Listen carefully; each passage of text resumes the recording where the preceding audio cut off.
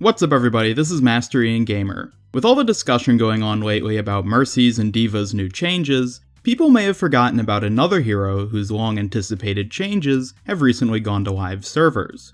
And that's Roadhog. As I'm sure we're all aware, Roadhog got hit with a very severe nerf a while back, and these latest changes were Blizzard's attempt to bring him back into the game. But the question I'm trying to answer right now is this: do these changes actually do the job?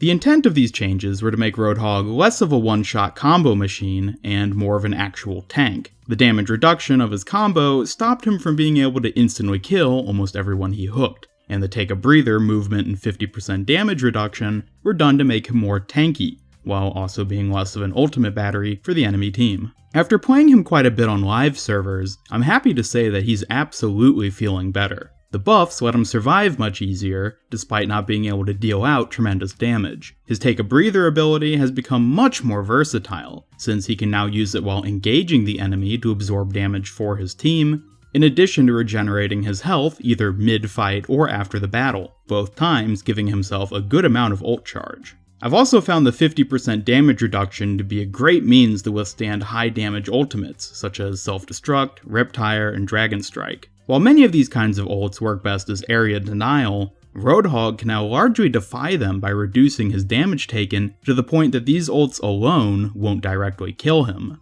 He's legitimately a difficult to pick off target now, as long as he's being played properly. But does this make him good? He's great at contesting points, for the reasons I mentioned previously, in addition to his high health pool and the high damage and knockback of his own ultimate. Thus, I found him to be most effective on control point and assault maps, and less so when it comes to payloads. Guess that means he won't be too great on his own soon-to-come Junkertown map. Granted, I consider myself to be a pretty good Roadhog player. Even if my hook aim isn't always on point, I have an understanding of good positioning with him and who to target with my hook and scrap gun during a fight. Some heroes, such as Tracer, McCree, and Soldier 76, can still frequently be one-shotted by the modern hook combo, and grounding Pharah with the hook, especially if she's mid-rocket barrage, can be very effective. Additionally, simply displacing heroes, especially if it's off a ledge, is still a great strategy too. So my stance on Roadhog is, yes, he's good, go play him. However, I don't think he's perfect, and I think some more adjustments may come at some point in the future. His damage nerf was pretty severe, and while these recent buffs have greatly boosted his survivability, I think he maybe could still stand to see a little bit more. My thoughts about this previously were that his hook cooldown should be reduced, given that now it can't as consistently kill people. I suspect Blizzard hasn't done this because they don't want his character to entirely revolve around his hook ability, which up until this point was absolutely how he played. And if his hook cooldown was shortened, then players might revert to focusing solely on getting hooks on people and less on body blocking damage for his team. However, now I think that improving him will continue to be with regards to his take a breather ability. While the 50% damage reduction is in every way good for him, the fact that this one ability has two different uses now feels a bit off.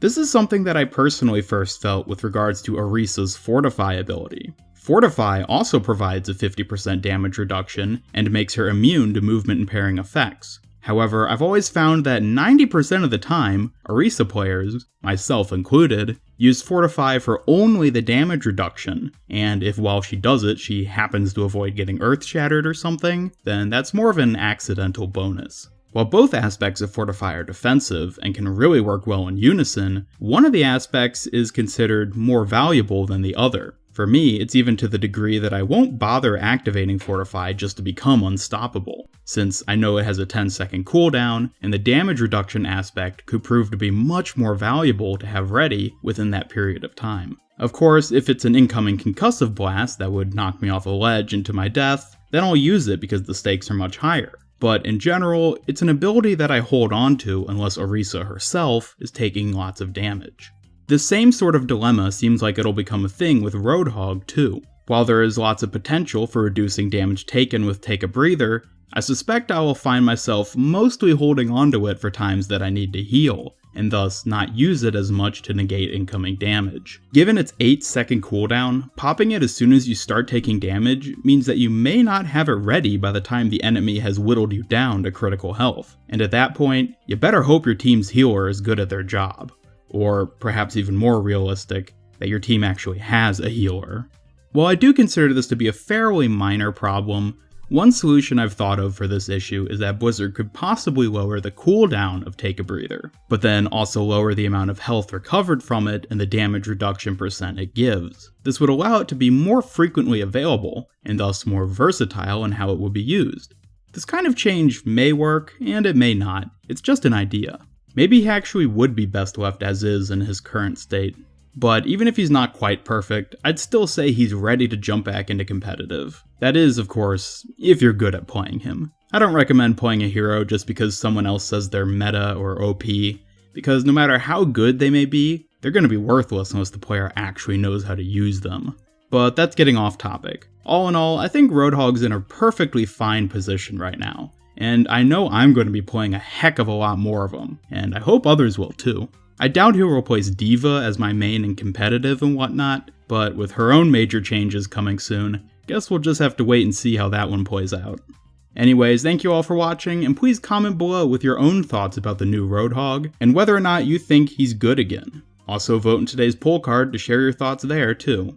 Hit that like button if you enjoyed this video, and subscribe, follow me on Twitter, and click the bell icon to keep up with all my other videos. This is Mastery and Gamer signing off, and until next time, have a great day.